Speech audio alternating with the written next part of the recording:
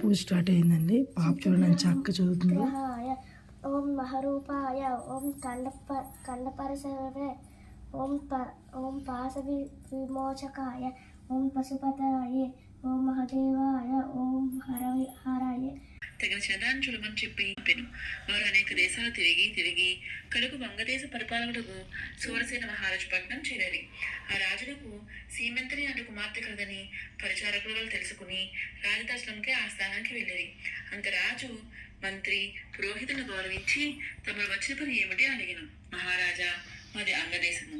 మా ఇంద్రసేన మహారాజు గారికి చంద్రాగారనే కుమారుడు కలిగి 5 తమ కాపాడుకోగలని అంతా భావించి తాము కూడా సోమవార వ్రతం చేసి సకల సంపదలతో సుఖంగా ఉందిరని ముసలి బ్రాహ్మణుడు శివతో చెప్పి మీరు కూడా ఈ వ్రతం చేసిన ఎట్లని